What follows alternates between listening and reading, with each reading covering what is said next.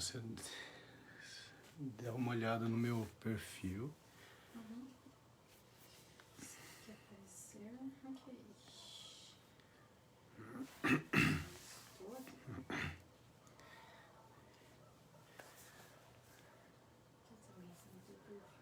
Uhum.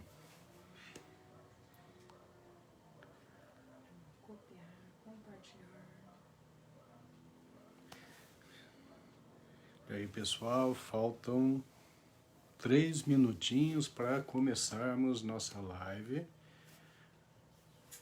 A Luana já está aparecendo aqui. Ô, minha irmãzinha, a Letícia. Oi, Lu. A Letícia. Boa noite, Letícia. Mieco. Mieco também, boa noite. Boa noite, Tá Mieco. de volta, Mieco? Que bom, seja bem-vinda de novo. Legal. Vamos chegando então, pessoal. Nós começaremos pontualmente às 19 horas. Pessoal, o Alessio e a Juliana, lá de Boa noite, Najá. Alessia e Juliana. Que legal. Aqui com a Abraço. gente. Lúcia Keiko A também. Lúcia, abraço, Lúcia, lá de Londrina. Dando boa noite pra gente. A Mariane Cristina Mariane, Borges. abraço, Mariane. O Antônio de Menezes Barbosa também está Boa por aqui. noite, O Antônio estava na live passada, agora novamente. Que bom. Legal.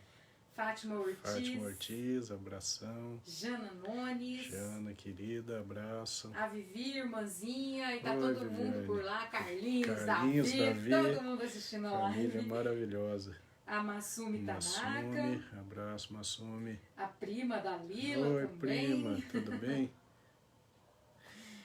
E, ó, o seu Antônio de Menezes Barbosa está dizendo que tá por aqui, tá no aprendizado para a saúde. Que legal, que bonitinho, que né? legal, muito bom. A Regina Takashima. Boa noite, Regina, querida. Também a Marley, Marley, Marfiore. grande abraço, Marley. Essa turminha não falha, É o né? nosso pessoal, né? Que bom. Muito bom. E aí, pessoal? E é isso aí, gente. Mais alguns segundos e a gente começa.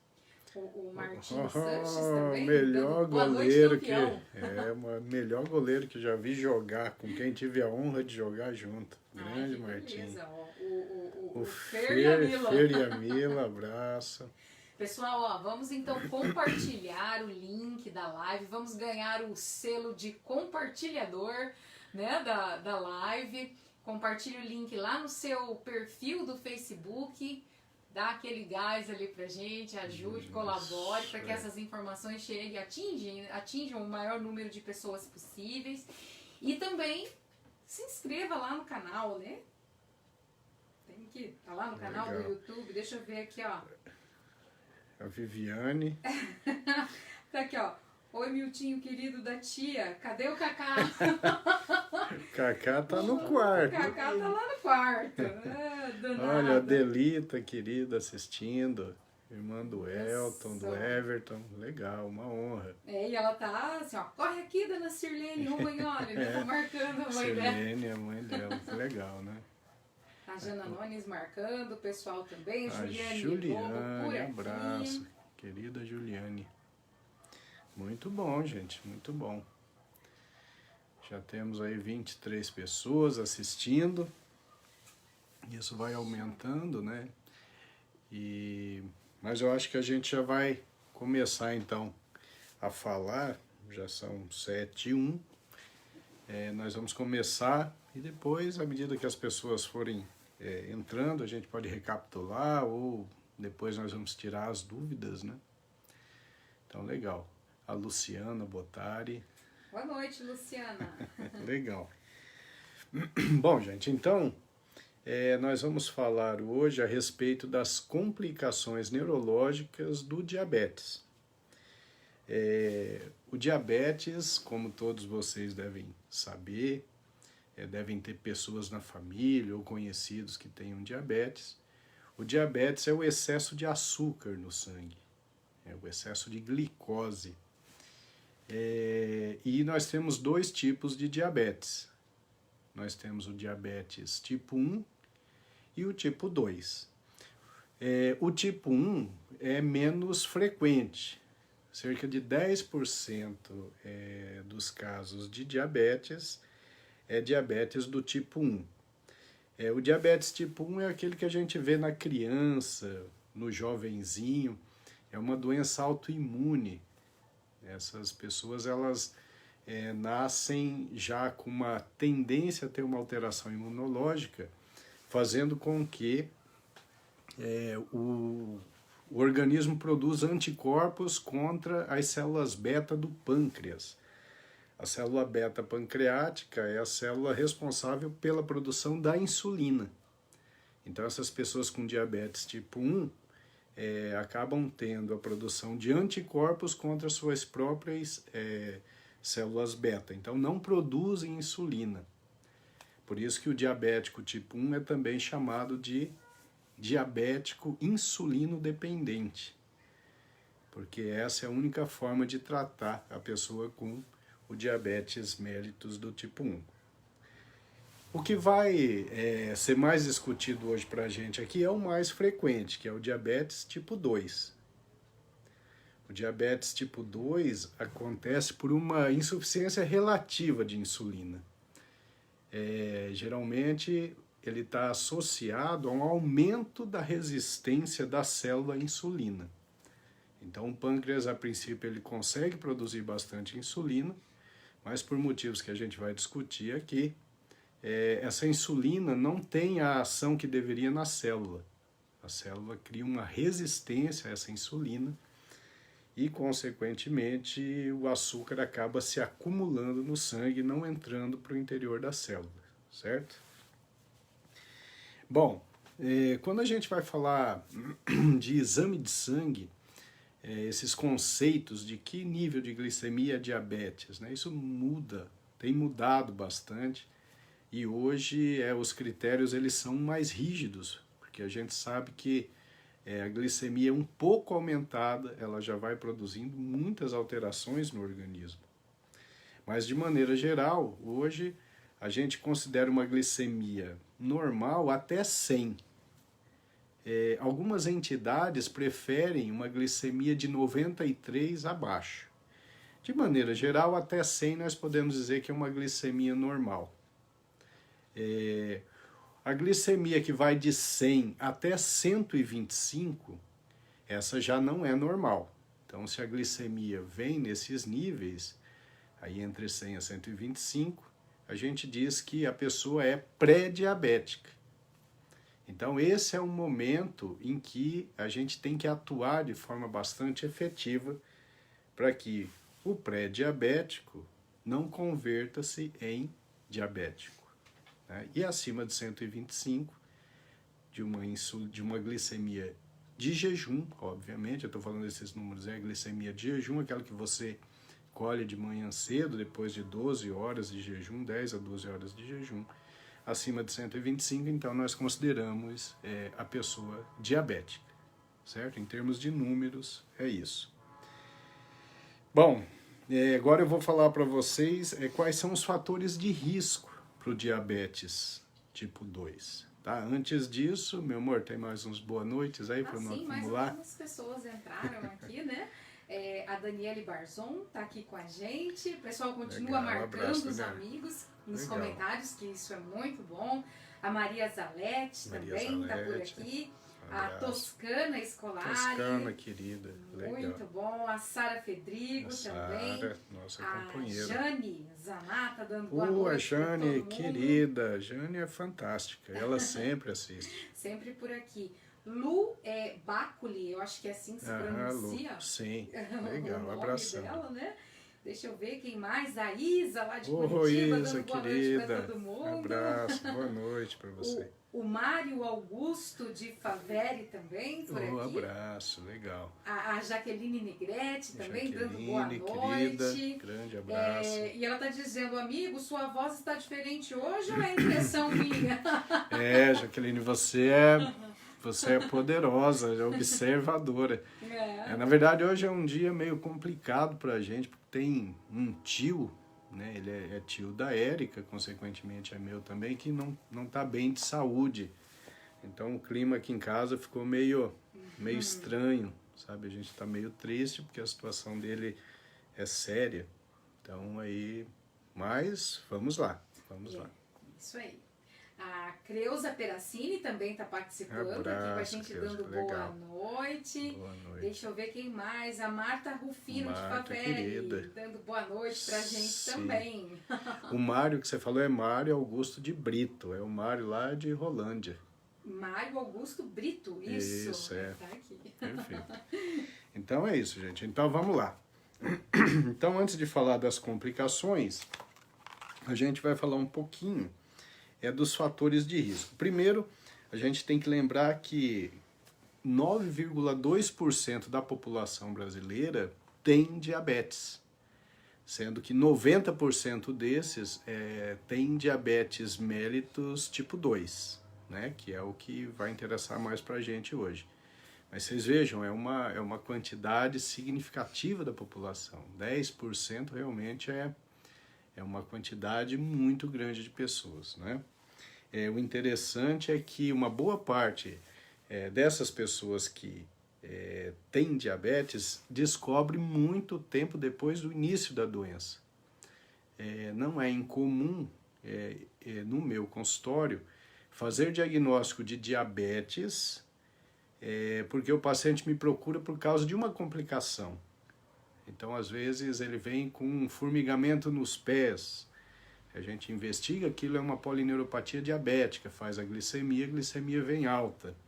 Ou então pacientes que vêm com alteração de nervo oculomotor, dificuldade de motricidade ocular, ele nunca soube que tinha diabetes, a gente faz o exame e vem lá um diabetes.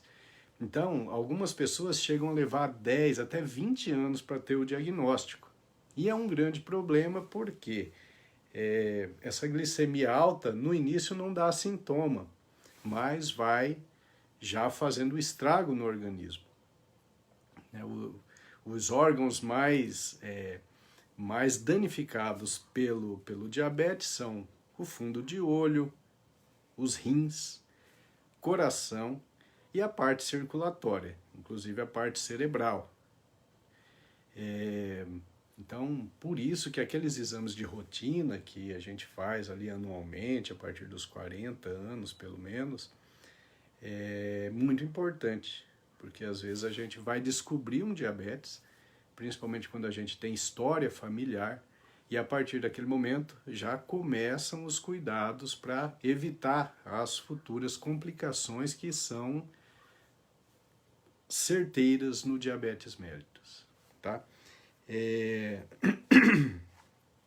Então, em termos de fatores de risco, a história familiar é um fator de risco fundamental. Então, a determinação genética para o diabetes mellitus tipo 2, ela é muito poderosa.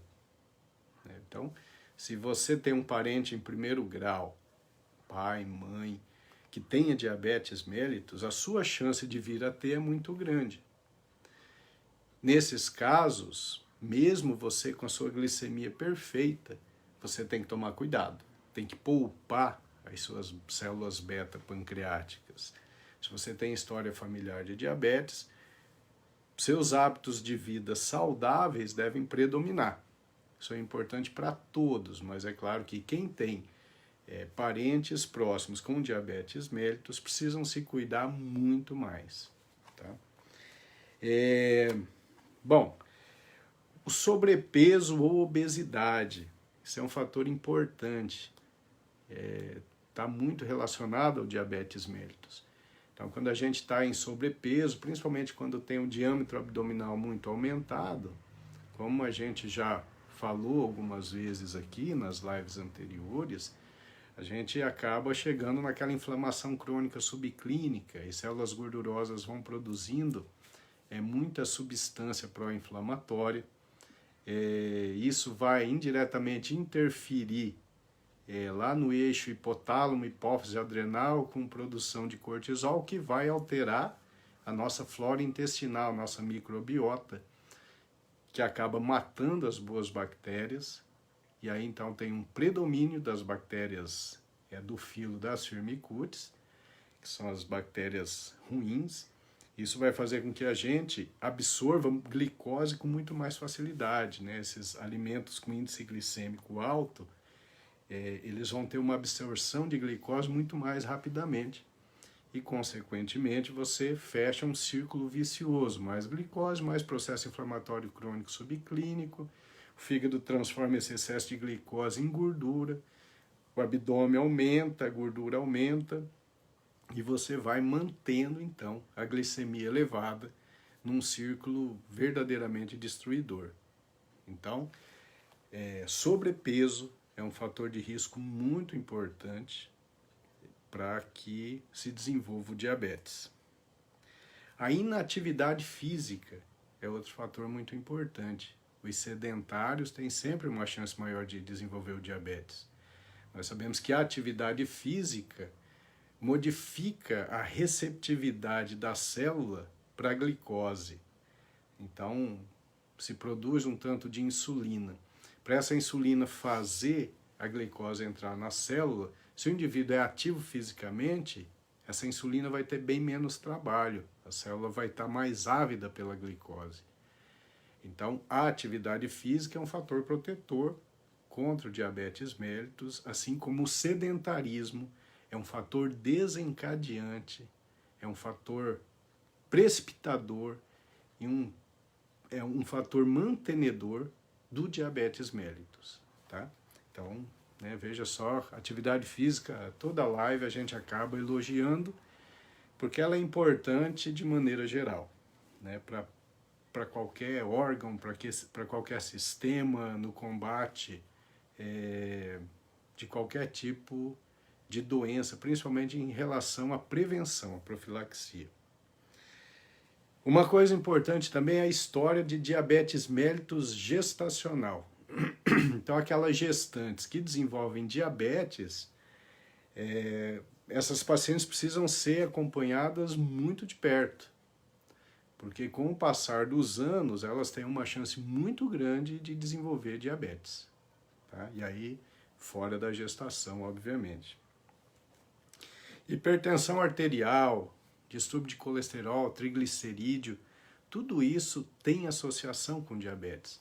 Existe uma síndrome chamada síndrome metabólica, também chamada de síndrome X, que é uma síndrome associada com muitas doenças e com muita mortalidade, que é caracterizada por glicemia elevada, hipertensão arterial, distúrbio de colesterol, triglicerídeo, sobrepeso, estresse, sedentarismo.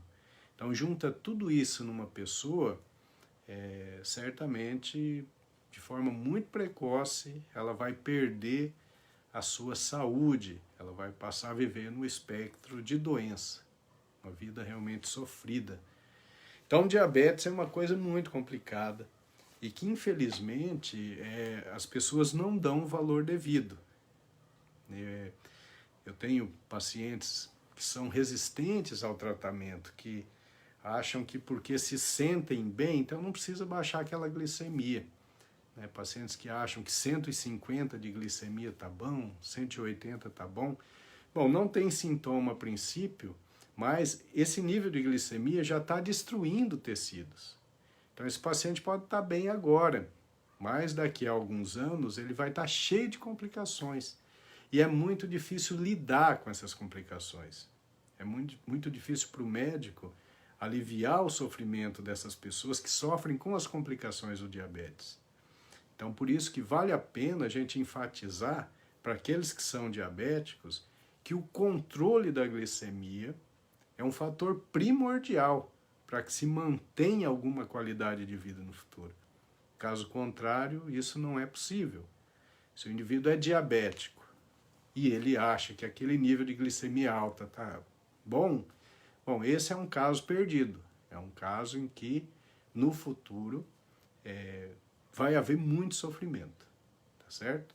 Então, esse controle da glicemia é, sem dúvida alguma, fundamental. Meu amor, mais alguma boa noite aí? Tem sim, meu amor. Ó, quem tá aqui com a gente é Sebastiana Narese, que sempre Tiana, assiste com a gente, né? Tiana, A legal. Tiana e o nosso amigo Valdecir também. Oh, legal. O Antônio, né? O Neto, Antônio Garcês, O Neto, ele tá assistindo a gente lá de Curitiba. Ó, que legal, um né? abraço, Mandou Neto. dizer que tá lá e que tá assistindo Neto, a que gente. tem um programa muito legal, um programa de entrevista. O último foi sobre bicicleta, né, Neto? E nós estávamos viajando, acabamos não assistindo. Queria ter participado desse aí, porque eu gosto tanto da bike, né? E tem boas histórias, né, com a bike. Sim. A Ione Guidini também está participando, querida, dando boa grande noite abraço. pra gente. A Natália Gomes, a Branca Martins também está participando, abraço. A mãe está por aqui. Oi, dona Dica.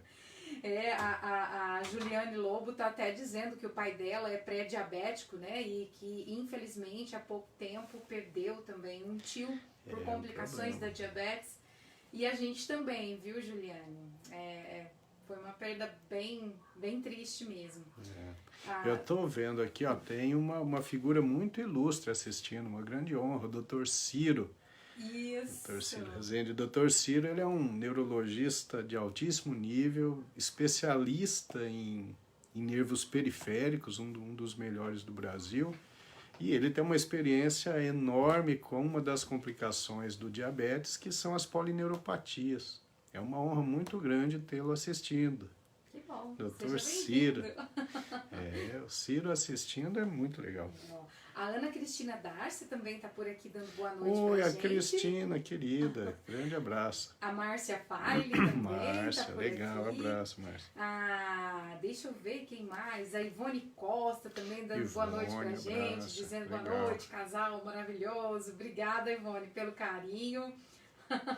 Legal. E o Neto está dizendo que em agosto vamos falar sobre ciclismo no programa. Legal, aí a gente vai assistir. Participar, né? Sim. E meu amor, nós já temos perguntas, mas daí eu guardo, Você né? anota momento, aí? Sim, claro. Então tá. Que aí vamos concluir essa parte do diabetes para depois passar para as complicações neurológicas, né? Bom, então em termos de sintomas, é mais ou menos isso que eu falei para vocês. A princípio não há sintomas, né? Então, geralmente, o indivíduo fica bastante tempo. Se ele não fizer exames de rotina, ele pode ficar muito tempo com diabetes sem saber que tem. Alguns acabam tendo sintomas. Então, os sintomas são muito variáveis, né? De maneira geral, nós teríamos ali uma fadiga, às vezes visão turva. O paciente com diabetes ele pode ter infecções de repetição. E tem aqueles casos em que já começa uma certa complicação. Então, são aqueles que começam a urinar demais, a ter muita sede, e às vezes tem a polifagia, que come demais. E mesmo comendo muito, esses pacientes vão tendo uma perda de peso muito significativa, porque ele desenvolve uma hiperglicemia hiperosmolar não cetótica. É um nome médico complicado, mas isso significa que a glicemia subiu tanto e faz um efeito hiperosmolar, puxando líquido do espaço extravascular para o intravascular, e o indivíduo vai perdendo. Então ele vai depletando, ele vai desidratando, ele vai perdendo peso. Então essa é uma situação em que fica fácil para o médico fazer o diagnóstico. Geralmente quando o indivíduo chega nessa situação é porque ele tem um diabetes muito mal controlado. Às vezes um diabetes de longa data, ele já sabe que é diabético. Mas eu, particularmente, já vi casos, inclusive na minha família, de alguém que não sabia que era diabético e de repente começou a urinar demais, a perder peso rapidamente, tomar água demais. E quando a gente fez a glicemia dele, já estava em níveis muito altos, acima de 400. Então, esse é um diagnóstico que fica fácil para o médico e geralmente o paciente não sabia que tinha. Né? Vejam só que coisa.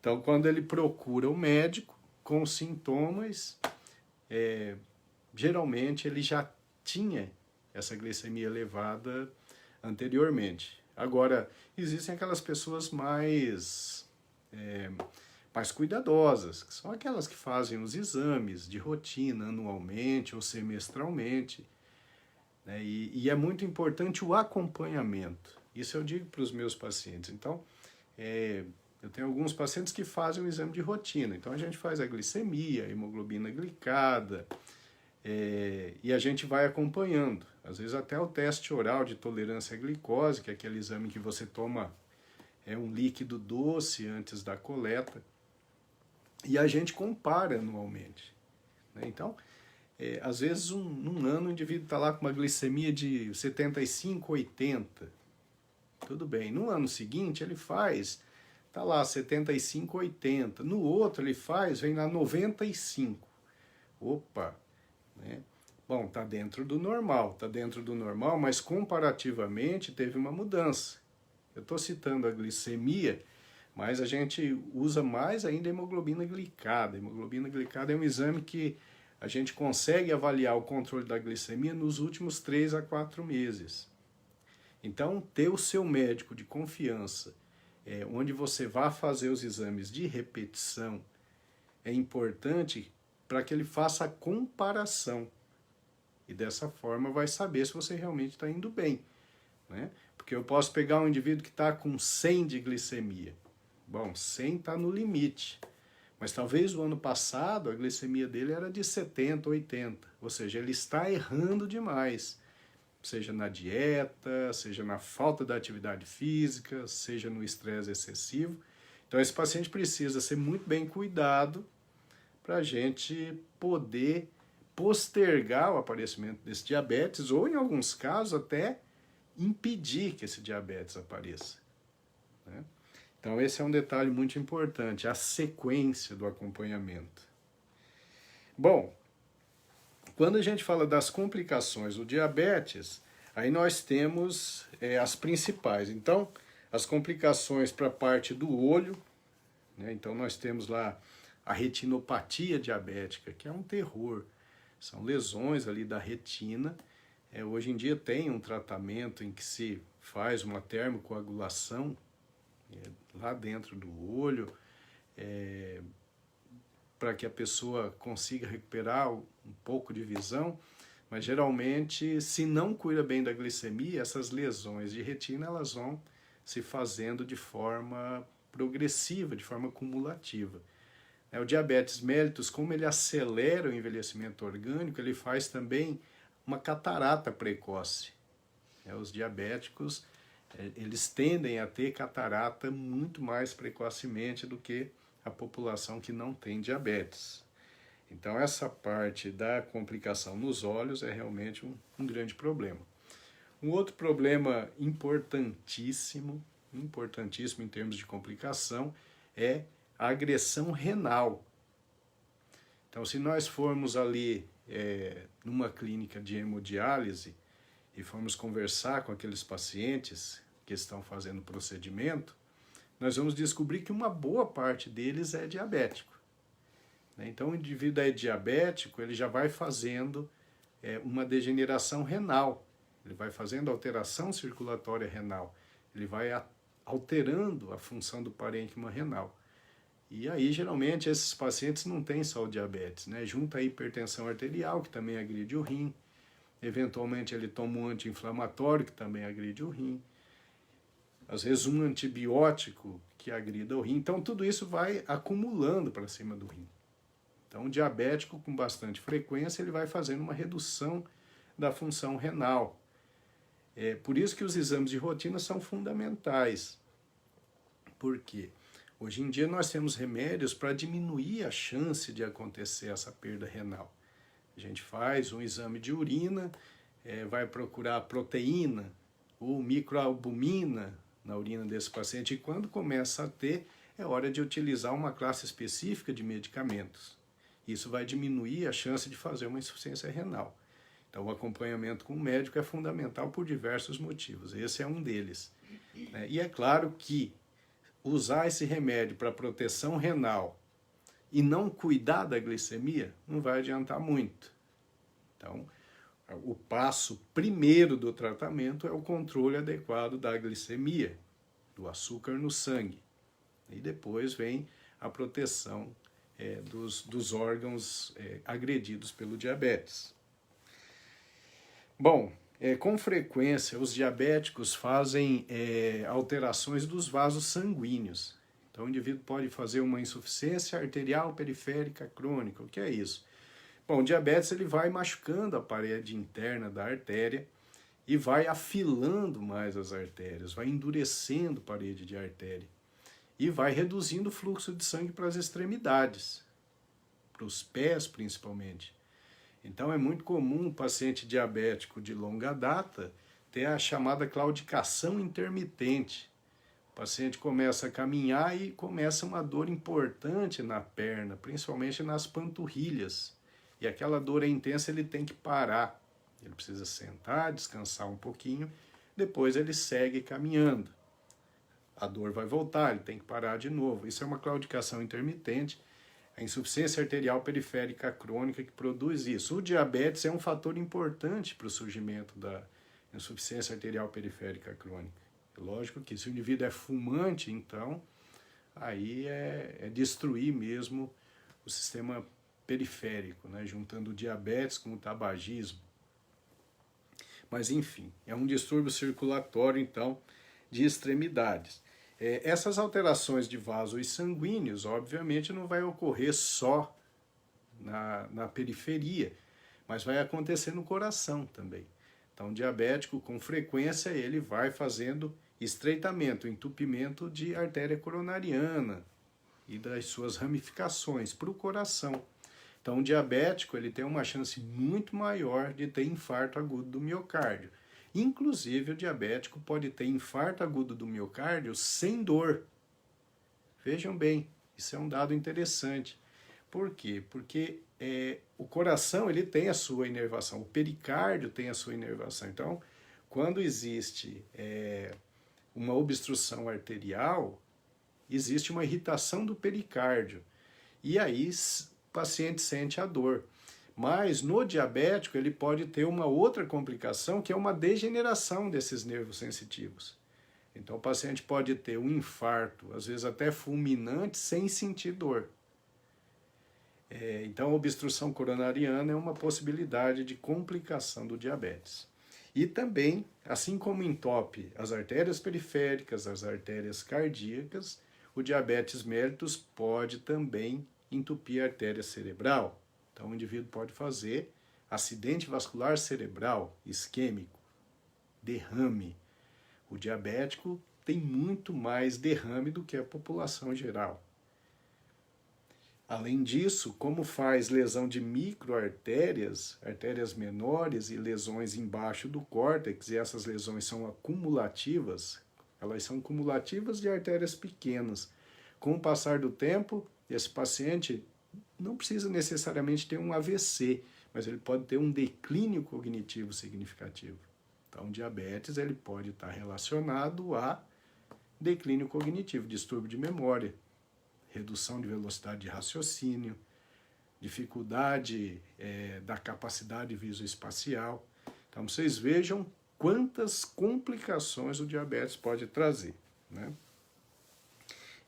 E também pode fazer complicações de nervos periféricos, como a polineuropatia periférica, e a gente vai falar disso em seguida, que aí eu vou entrar nas complicações neurológicas propriamente ditas. Interessante que essas complicações, geralmente, elas começam a surgir na segunda década de doença. Então, geralmente depois de 10 anos que começam essas complicações terríveis. Mas como eu disse para vocês, às vezes as pessoas passam esses 10 anos sem saber que tinha diabetes. Nunca se cuidou. Quando vai ter sintoma, já é sintoma de complicação. E aí o tratamento fica muito mais difícil. Meu amor, boa noite. Pode até fazer uma perguntinha já, se quiser. Tem bastante perguntas já, hein, meu amor? Nossa, o pessoal está super interessado nesse tema. Então vamos começar aqui com a Juliane Lobo, que perguntou se o hipotiroidismo de Hashimoto pode levar a pessoa a ter diabetes. É uma pergunta muito boa, né? O hipotiroidismo, que é uma doença autoimune, não tem a mesma fisiopatogenia, não tem a mesma causa que o diabetes. A gente tem que lembrar que o hipotireoidismo, se ele não estiver muito bem controlado, ele reduz muito a velocidade do metabolismo. Então, se a pessoa não se cuidar e comer carboidrato de absorção rápida em grande quantidade, certamente vai aumentar a chance de ter glicemia alterada sim. O hipotireoidismo, ele muitas vezes está associado a distúrbio de glicemia, que é o diabetes, e com distúrbio de colesterol. Alguns pacientes com distúrbio de colesterol, quando a gente vai investigar, descobre lá que tem um hipotireoidismo. A gente trata o hipotireoidismo, o colesterol normaliza. E para a glicemia funciona assim também. Então tem que tomar muito cuidado. Tem hipotireoidismo, tem que cuidar muito bem da alimentação, manter um peso adequado, porque existe sim a possibilidade de aumento da glicose no sangue. A Jaqueline Negrete também participando e pergunta sobre a questão genética. Qual a idade que o diabetes pode aparecer em seus descendentes? Então, Jaqueline, aí é muito variável, né? Porque assim, normalmente o diabetes tipo 2, ele surge ali depois da 4ª década de vida, depois dos 40 anos. Mas depende muito das características físicas. Então, para o indivíduo que é obeso, por exemplo, e tem o pai ou a mãe que tinha glicemia elevada, que era diabético, então com a sua obesidade ele vai fazer com que o diabetes apareça mais precocemente. Se ele é um indivíduo magro, que se cuida, cuida da dieta adequadamente, esse diabetes ele pode surgir lá na frente. Pode demorar anos, às vezes décadas para aparecer. Em alguns casos pode nem aparecer. Entende? Então depende muito da característica física e dos hábitos de vida. Você pode acelerar o aparecimento desse diabetes, ou você pode postergar ou até prevenir o aparecimento desse diabetes. E o Neto também está fazendo uma pergunta. Ele diz que com o desconhecimento do diabetes, as pessoas podem tomar alguns medicamentos, até comuns. E ele gostaria de saber se isso pode prejudicar Neto, em relação à doença. Pergunta fantástica. Sim, claro. Então, veja só, o indivíduo que tem uma tendência a ter diabetes, ou ele é diabético e não sabe, se ele tomar corticoide, por exemplo, ele vai acelerar o aparecimento dessa glicemia. Ele pode até correr risco de complicações agudas do diabetes. Se o indivíduo é diabético e não sabe, ele já está fazendo uma agressão de rim. Se ele toma anti-inflamatório não hormonal, ele vai agredir mais esse rim. Então, ele vai fazendo um estrago orgânico. Pergunta muito boa. Alguns medicamentos precisam ser evitados pelo diabético. Agora, se o indivíduo não sabe que tem, ele vai tomar achando que está tudo bem e vai complicando os órgãos diferentes. Aí o perigo de se automedicar. É isso aí. A Branca também pergunta qual o valor de diabetes a pessoa pode entrar em coma ou se isso varia de pessoa para pessoa. Isso, boa pergunta também. Varia de pessoa para pessoa, Branca. Aí depende. O indivíduo que tem diabetes tipo 2, essa glicemia ela vai aumentando de forma gradual, né? Então, algumas pessoas podem chegar a níveis muito altos sem necessariamente ter declínio de nível de consciência. Não tem um número exato. Mas eu vejo pacientes, às vezes, com 350, 400 de glicemia e que está muito bem, está acordado. Né? Existe uma situação chamada cetoacidose diabética, que é muito grave, mas essa é mais comum no diabético tipo 1, é aquele que não produz nada de insulina. Esses pacientes aí, às vezes, chegam a um nível de 500, 600 e já entram em coma. Porque aí é um mecanismo um pouco diferente. É diferente da hiperglicemia hiperosmolar não cetótica que acontece nos diabéticos tipo 2, que é a grande maioria. Então depende muito da velocidade de instalação dessa glicemia elevada. Né? Mas alguns pacientes podem chegar a níveis muito altos, até mesmo sem ter sintomas. Né? Ou às vezes os sintomas são muito leves. A Ione Guidini participando. Ione, querida. E ela quer saber qual é a relação entre o diabetes e o prejuízo da memória. Pergunta muito boa, né? Então, o diabetes, ele tem tudo a ver com declínio cognitivo, né? Inclusive o Dr. Dale Bredesen, que é hoje um dos principais especialistas em doença de Alzheimer do mundo, ele chama a doença de Alzheimer de diabetes tipo 3. Vejam só, a glicemia elevada, ela está associada ao aumento da inflamação crônica subclínica. E isso está relacionado, então, a quê? A perda de volume cerebral. Então, diminui lá o fator neurotrófico derivado do cérebro, diminui a produção dos neurotransmissores importantes para o trofismo cerebral. E o que acontece? Vai reduzindo o volume cerebral. Então, o diabetes, ele aumenta muito a chance de declínio cognitivo, inclusive de doença de Alzheimer.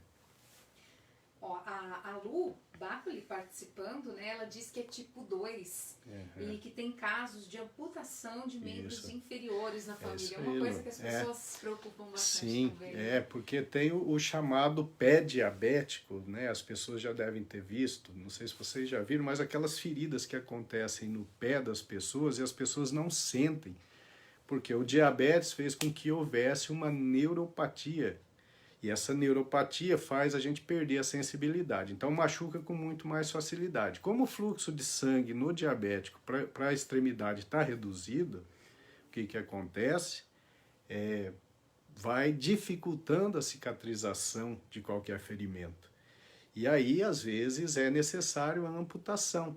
No diabético, isso acontece. Tem que amputar dedo, tem que amputar até o pé. Exatamente, isso é uma complicação do diabetes de longo prazo. Meu amor, nós temos mais perguntas, você quer? Eu vi, o Aguinaldo está participando. Isso, essa era a próxima, Aguinaldo Guerra. Lá de Paranacite? São dos melhores centroavantes do Brasil. Jogou muita bola no Corinthians, no Fluminense, ídolo no Grêmio, ídolo no Japão. Aguinaldo, que prazer ter você participando. Sou seu fã ainda, hein? Fiquei sabendo que você ainda joga muita bola. E o Aguinaldo, ele pergunta por que uma pessoa que toma insulina e a diabetes ela não abaixa de 170, mesmo assim. Então, porque não basta a insulina. Como eu disse, o diabetes ele tem muito a ver com a resistência da célula à insulina. Então, se você não toma os outros cuidados e só usa a insulina, não adianta. A insulina ela não consegue fazer a sua célula absorver a glicose. Então você tem que tomar as medidas para aumentar a sensibilidade da célula à glicose. Como é que você faz isso? Primeiro, tira todo alimento de índice glicêmico elevado. O açúcar. Tem que sacar o açúcar da sua vida. Eu como sal de vez em quando. Esse sal de vez em quando faz um estrago terrível. Tira carboidrato de absorção rápida, como a milopectina, que tem no pão. Né? Tira o macarrão. Tira todo o carboidrato de índice glicêmico elevado. Faça atividade física, isso é fundamental. A atividade física ela é extremamente importante para fazer com que a célula aceite a ação da insulina e absorva a glicose para o interior dela. Então, dieta, atividade física, redução de estresse é fundamental e tem que perder peso. Né? Não adianta, se tem uma barriguinha, se tem um diâmetro abdominal ali, se você medir ali a nível da cicatriz umbilical, ali, a nível do umbigo, e tiver ali uma circunferência abdominal elevada ali, né, isso é meio discutível, mas no homem ali acima de 110 já é ruim. Né? Na mulher acima de 90. Então, se você mede e está acima disso, você tem muito adipócito produzindo inflamação crônica subclínica e atrapalhando a sua célula a receber a glicose. A insulina não vai adiantar, você precisa perder volume abdominal, precisa emagrecer. Entendeu? Então, não é só a insulina, porque o diabetes não é só por deficiência de insulina. E no tipo 2 é principalmente pelo aumento da resistência da célula à insulina. Por isso que muitos pacientes que chegam com diabetes, ele é obeso, é sedentário, é estressado. A gente põe um remedinho ali e faz ele mudar os hábitos de vida. O que acontece? o indivíduo vai ficando bem, a glicemia vai caindo. Em pouco tempo ele está sem o remédio do diabetes. Né? Ah, diabetes tem cura? Nessa situação tem. Se o indivíduo tiver um aumento de resistência celular à insulina por obesidade, por sedentarismo, por estresse excessivo, por uma dieta totalmente inadequada, e ele corrige tudo isso, ele tem uma chance, sim, significativa de se livrar do diabetes. Tem mais perguntas? Pode fazer, meu amor. Posso fazer? Eu estou vendo aqui que acho que as complicações neurológicas vão ficar para outra, mas tudo bem, vamos lá. O pessoal tem bastante dúvida, né? Muita Sim. curiosidade a respeito do assunto. Ó, a Maria Zaletti, ela tem uma situação, ela diz que foi diagnosticada com diabetes e que a glicemia mais alta foi de 113. Agora, sempre que ela faz exame, está ali entre 82 até 87. Ela diz que toma medicação, que cuida da alimentação, só que ela perdeu peso e não consegue mais voltar ao peso normal. Ela quer saber por quê. Bom, aí depende muito do medicamento que está usando. Primeiro, 113 é uma situação de pré-diabetes, é uma situação de alerta, né? Precisa mudar radicalmente os hábitos de vida. E aí depende do remédio que está usando. Então, por exemplo, a metformina, que é um remédio usado com muita frequência, é um remédio muito bom, ele ajuda muito na perda de peso. É claro que cada caso tem que ser avaliado individualmente. Tem muitos pacientes que não podem, não devem usar a metformina. Mas eu estou dizendo porque é o que acaba sendo usado com mais frequência. A metformina faz você perder peso e depois te mantém num peso baixo, tá certo? Então, o medicamento pode ser um fator importante. Agora, é claro, né? Você está fazendo glicemia e está sabendo que sua glicemia está num nível muito bom. Então, você está conseguindo seu objetivo, está conseguindo manter sua glicemia em limites normais e, dessa forma, você está protegendo os seus órgãos das complicações. Podemos continuar com as perguntas? Pode sim.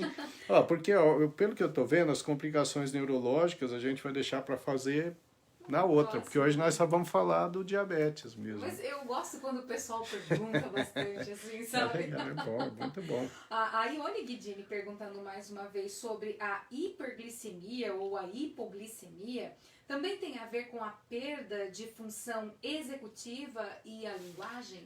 Tem, a longo prazo sim. A hipoglicemia é um problema mais agudo, né? Então, por que a gente faz hipoglicemia? Geralmente o diabético que usa insulina ou o diabético que usa alguns hipoglicemiantes orais, que são aqueles chamados secretagogos, que são remédios que fazem o pâncreas produzir mais insulina, então podem fazer hipoglicemia, que é uma situação de risco também. A hipoglicemia, se ela for duradoura, ela faz lesão neurológica, às vezes de forma irreversível. No pronto-socorro, a gente acaba vendo isso com muita frequência. O Miltinho, que vai passar por pronto-socorro, ele vai ver isso com frequência. O paciente chega em coma. E se a gente não faz o diagnóstico rapidamente, não infunde a glicose hipertônica ali rapidamente, o paciente vai ficar com sequela. Mas isso é um problema agudo.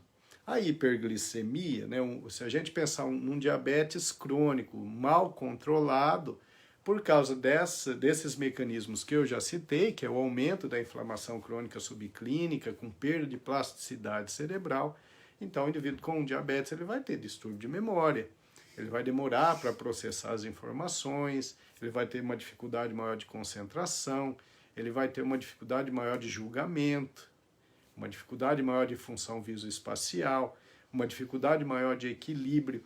Então, a glicemia elevada vai fazendo a destruição cerebral de forma gradual e contínua. Acabei de ver aqui que o Vitão está assistindo. O Vitão? Vitão, querido, abraço, Vitão. Que legal. Que bom, né? Que legal. Muito bom, bastante gente aqui que entrou. Depois nós vamos dar o boa noite também. Mas olha só que bonitinho que o seu Antônio de Menezes Barbosa disse.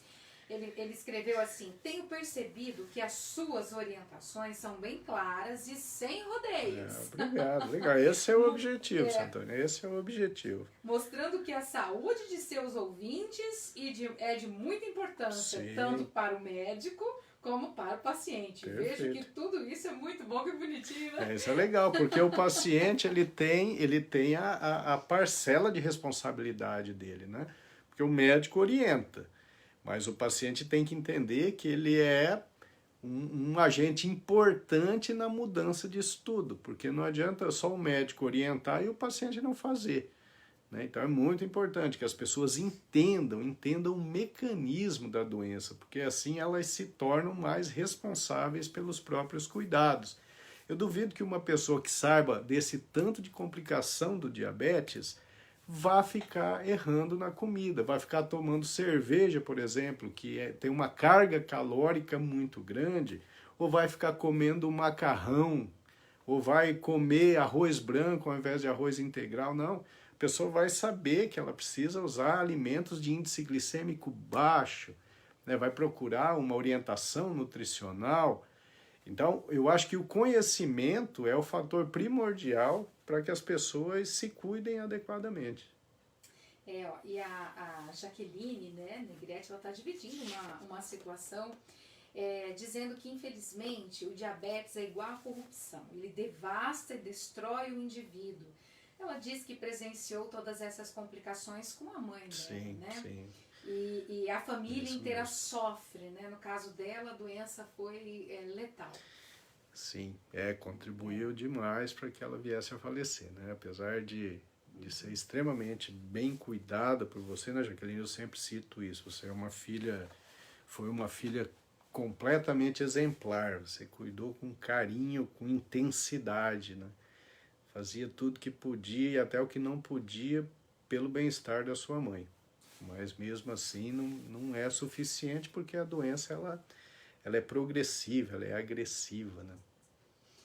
Pois é, meu amor. Muitas pessoas entrando aqui na live, o Sérgio Berkeley participando também. Sérgio querido, grande abraço, inclusive, que legal. o Sérgio, ele tá com o selo de compartilhador. É, que legal, eu adoro quando isso sim, acontece, ele compartilha né? sempre. E ele tá dizendo, nossa, doutor, eu ia perguntar da cerveja. E aí você acabou falando. A cerveja, ela é um problema. Ela é um problema por dois motivos, né? Primeiro porque centeio e cevada tem o glúten, que pode agredir a parede intestinal e fazendo com que o intestino perca a permeabilidade adequada. Então, o intestino ele acaba ficando hiperpermeável. E daí o que acontece? Começa a ter uma absorção de muita coisa que não precisava, que vai parar na corrente sanguínea. Então, essa hiperpermeabilidade intestinal ela acaba associada ao aumento da inflamação crônica subclínica. Essa hiperpermeabilidade facilita a absorção do açúcar, então fazendo picos de glicemia, sobrecarregando o pâncreas e aumentando a chance de haver um aumento da resistência da célula à insulina.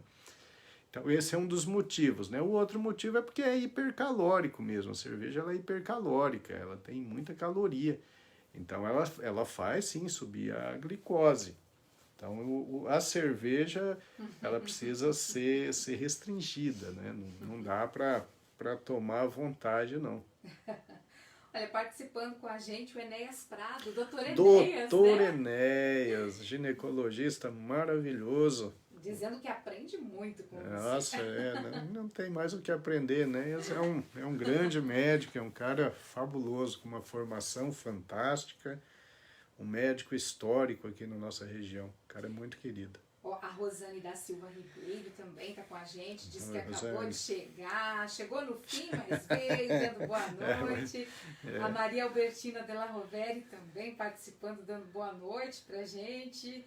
Que legal. Eu já vi por aqui a Rose e o Cláudio também. Rose e o Cláudio, legal, nossos amigos queridos. O João Della Rovere também. João, né? querido, lá de Martins, muito querido, João. Cara muito inteligente também, sabe como se cuidar. Isso aí. Ó, vi por aqui também a Damares. Damares, que querida. entrou lá no meio da live, deu boa noite pra gente. Boa noite, que bom que você legal. Chegou, viu, Damares? A Ângela Vicentim também. Ângela, querida. Tá A Ângela lá de Florianópolis. Ai, que delícia. Legal, né? A Cidinha Hernandes também participando. A dona Cidinha querida, lá de Londrina. Paciente muito querida. A Aline Priscila também. A Aline, inclusive, está marcando um monte de gente. Que legal, aqui, Aline. vendo. Obrigado. Bem legal isso. A Helena Grisio, lá de Najá, participando. A Celeste Lourenço Celeste, também. querida. O Alberto Moreira está aqui com a gente. Alberto, lá de Apucarana, muito querido também. A Fernanda Gravena também participando. Abraço. Que legal, né, meu amor? Ó, tô vendo o Dr. Paulo Roberto Tweb assistindo, meu companheiro de residência, neurologista maravilhoso, com especialização em epilepsia lá na Alemanha, agora está no sul do país, no Rio Grande do Sul, ele é muito querido. Fizemos muitos plantões juntos, estudamos muito juntos, né, Paulo? Saudade de você, meu amigo, que legal. Seja bem-vindo, Dr. Paulo. A Rosângela Francelino também participando, dando boa noite. E a Branca tem uma pergunta. E um vinho, doutor? Um vinho pode? Branca, o vinho pode, né? O vinho depende muito da quantidade, claro, né? Mas a gente sabe que o vinho ele tem algumas substâncias que são muito interessantes para o organismo, né? Então, tem os flavonoides, tem o tal do resveratrol, que são substâncias que fazem regeneração celular, tem ação antioxidante. Então, em quantidades pequenas, que teoricamente ali até 300 ml por dia de vinho seria algo seguro e muito benéfico à saúde. Agora, é claro que se a gente utilizar grandes quantidades, como tem uma concentração significativa de álcool, aí a gente já começa a ter os malefícios do álcool. Tá? Mas o vinho, de maneira geral, tomado em quantidades adequadas, ele traz muitos benefícios. Muito bem, ó. A Celeuce acabou de entrar, Celeuce Lisboa, abraço, legal. Dando boa noite pra gente. E também a Sandra Cataneu participando, dando boa noite, está dizendo que ela Catânio. E o pai, Catânio, né? Catânio, isso, participando, acompanhando a live. Que legal, Sandra, que legal. O pai dela que passou por um momento difícil, é um guerreiro e está se recuperando, né? Está cada vez melhor. Que legal. Muito bom, legal ter vocês assistindo, Sandra. Legal. Meu amor, pode dar continuidade. Opa, errei. O quê? Não, é a Sandra Catânio. Deixa eu ver, Sandra Catânio. Não, eu errei. É que eu tô falando de outra Catânio. Sim. A Sandra eu sei também, conheço também. Abraço, Sandra, abraço para você e pro seu pai, tá? O seu Catânio querido, seu Catânio eu conheço de muito tempo, homem muito querido. Que legal, que legal. Tô aqui assistindo a live. Que bom, eu confundi com a Andressa Catânio. A Andressa é lá de Maringá, é outra história. Então, gente, hoje o programado então era agora eu entrar na parte das complicações neurológicas. Mas a gente já fez quase 1 hora, faltam 5 minutos, então nós vamos deixar para a próxima live. Aí a gente vai falar sobre as complicações neurológicas do diabetes, tá? Hoje eu vou falar então, para a gente terminar, um pouquinho sobre as orientações gerais, né? Como é que a gente faz uma prevenção ou atrasa, olha, o suco de uva, a Isa perguntou, né? Isa, o suco de uva teoricamente ele é bom, tá? Mas tem muita frutose, né? A fermentação da uva ali na fermentaçãozinha, a gente tem, né, eles não utilizam álcool nessa fermentação do suco de uva, mas tem muita frutose. Eu acho que assim, o suco de uva, eu sempre falo para os meus pacientes que podem usar, mas eu acho que pro paciente com diabetes, o suco de uva tem que ser usado com muita cautela, tá? Uma coisa que não pode para o diabético é refrigerante. Aí o diet não pode também. Nem ele. Porque o açúcar que se utiliza no diet são adoçantes artificiais, a longo prazo eles são até piores que a sacarose, que é o açúcar convencional. Tá? A Creuza Piracini está fazendo uma pergunta que eu acho interessante. E o consumo alto de frutas? Boa pergunta, Creuza, esperta. Então, depende, né? Porque as frutas têm índices glicêmicos diferentes. Então, para um paciente que tem um diabetes que está fora de controle, algumas frutas com índice glicêmico elevado o indivíduo vai ter que evitar. Por exemplo, banana madura, melancia, né? Uma uva docinha.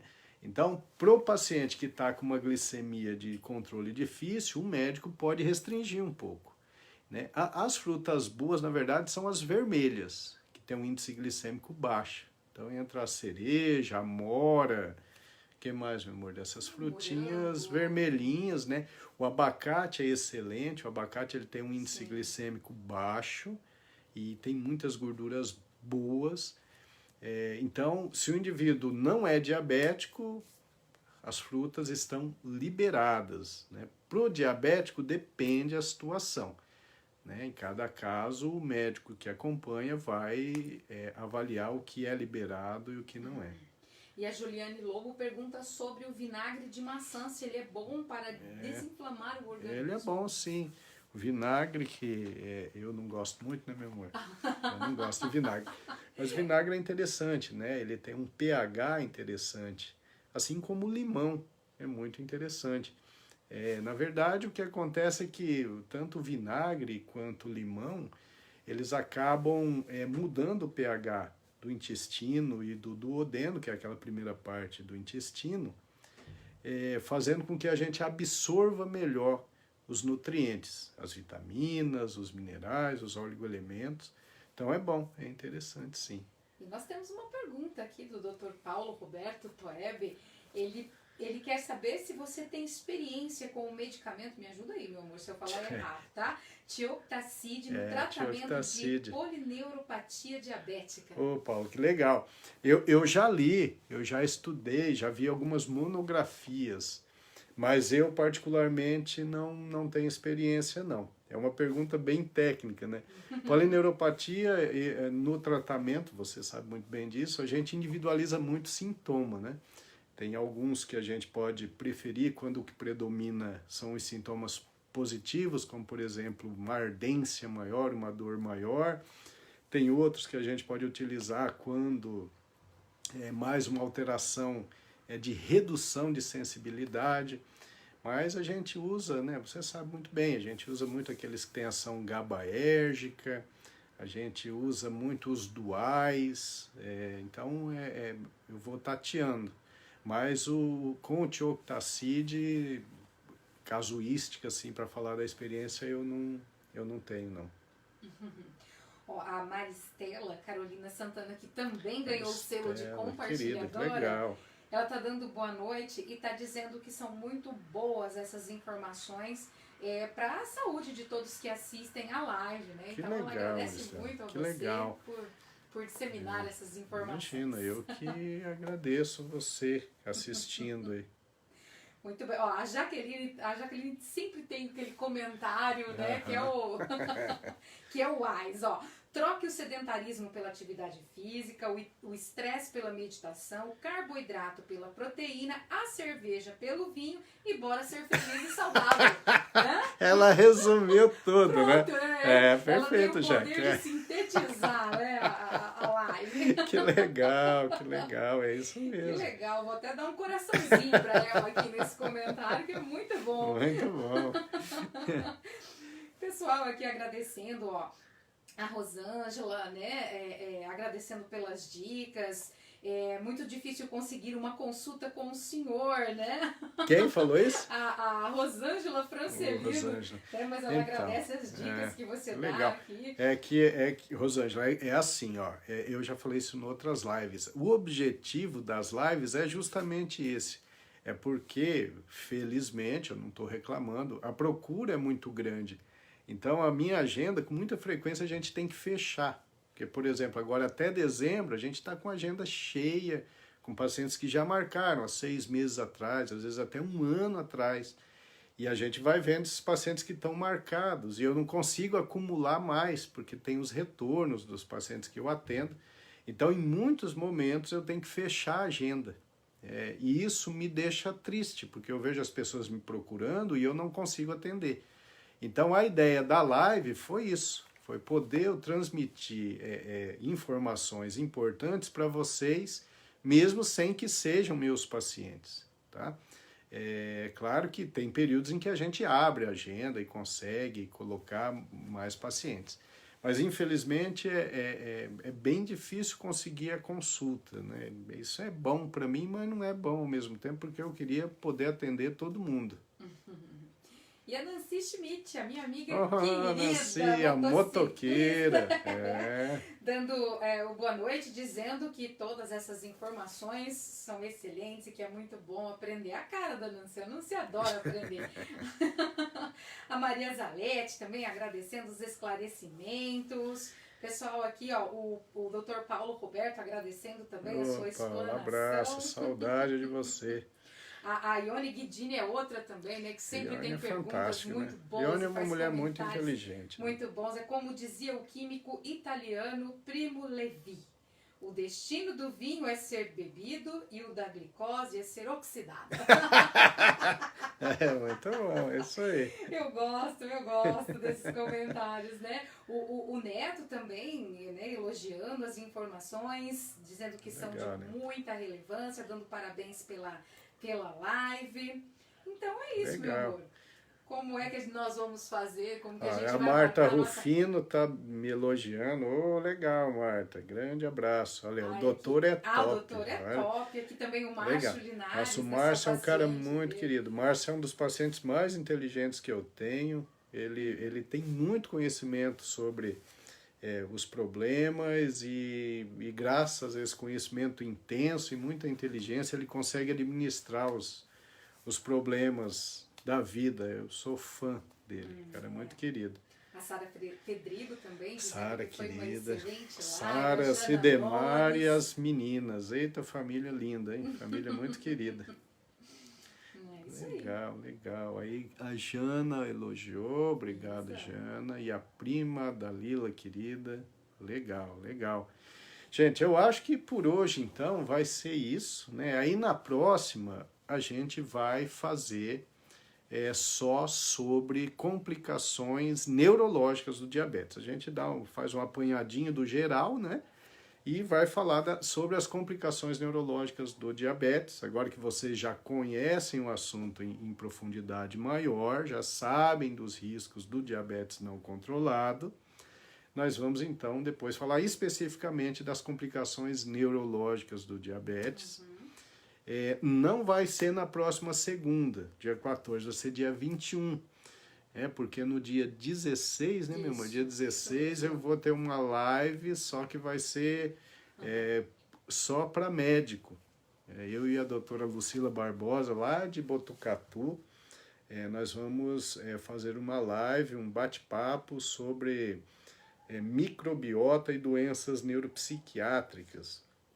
Isso é muito legal, um desafio para mim, porque eu tenho as minhas teorias e tenho que convencer a classe médica para que a gente consiga fazer uma mudança de paradigma, né? Para que a gente consiga voltar à medicina, à neurologia em específico, mais para a parte preventiva. É muito importante a gente poder saber tratar as patologias, mas é muito importante também a gente prevenir essas patologias. E o conhecimento de microbiota, da relação do intestino-cérebro, como alterações intestinais acabam levando a doenças neuropsiquiátricas. Então, é uma mudança de paradigma e tem muitos, mas muitos estudos surgindo no mundo todo. E aqui no Brasil, então eu vou ter a oportunidade de falar com os médicos sobre esse assunto e tentando mudar os conceitos, mudar os paradigmas. Então vai ser um dia muito importante para mim, vai ser na próxima quarta-feira, né, meu amor? Isso, dia 16. Isso. Então... A Marta Rufino está perguntando se não tem como participar dessa live. Marta, não, essa vai ser só para médico, só para neurologista e psiquiatra. Vai ser legal. Vai ser muito legal. É numa plataforma, sabe? Então, é um laboratório, prepara uma plataforma e a gente se comunica por ali, mas não dá para quem tá não aberto, não é aberto a todos, não. O José Albino participando, mandando um abraço para você. Muito bom, meu amigo, Dr. Milton, grande Inajá. José Albino. Pessoal, quando eu jogava futebol, eu era o Inajá. Legal, abraço para vocês, Albino. Eu acho que ele está em Nova Esperança, me parece. Era craque de bola também. E é isso aí, meu amor. O pessoal aqui já com com comentários em tom de despedida, Legal, gente, mandando legal. abraço para você. E a Marta ainda insiste, mas vai estar no YouTube? Vamos ver se depois a gente consegue que eles liberem umas partes e aí a gente tenta colocar para vocês, mas isso eu não posso garantir, tá? Que legal. Mas é isso, né, meu amor? Muita gente entrando agora já no finalzinho, a gente pede que, né, assistam a live Legal, desde o início, sim. porque ela é muito importante mesmo, falando sobre esse assunto. Agradecer demais ao carinho de todas as Sim, pessoas que pessoal. participam da live. Cada boa noite, cada mensagem, né? Isso é muito acolhida estimulante. com muito carinho Sim, por sim. nós. Agradecemos muito mesmo a presença de todos vocês, a participação de todos. Né? Agradecer a estrela da live, meu amor, que está aqui abrilhantando, o Miltinho, que está aqui colaborando também. E aí, então, no dia 21, estaremos juntos novamente, e aí a gente complementa esse assunto de hoje, tá bom? Avisem os conhecidos, marquem as pessoas para que a gente possa transmitir esse tipo de informação para o maior número de pessoas possível. Isso, o maior número de pessoas possível, é isso aí. E a Marta perguntou sobre a questão lá do YouTube, né? Se essa live aí, se essa palestra, essa aula que você vai dar estaria no YouTube. Olha, isso aí a gente não tem certeza. Mas a nossa live, a live de hoje vai estar lá no YouTube, como todas as nossas lives, outros vídeos também. Sim, então o pessoal sim. pode correr lá para o YouTube, no canal, né, Dr. Milton CR Medeiros, para se inscrever. É só clicar lá no inscreva-se, né? Daí dá um joinha. Dá joinha pra gente, que é sempre muito bom. Sim, sim. Né? Legal. E compartilhar sempre, né, o link da live no perfil do Facebook, legal, porque essa informação ela chega longe, né? Mas precisa desse... Tem que disseminar a informação. Né? Dr. Paulo, meu colega, disse que quer participar da live dos médicos. Ô, Paulo, eu vou mandar o link para você, sim. Sim. Ele tá liberado. O Paulo, sim. Grande neurologista. É isso, gente. Grande abraço para todos vocês e até dia 21. É isso aí, gente. Tchau, beijo. Beijo.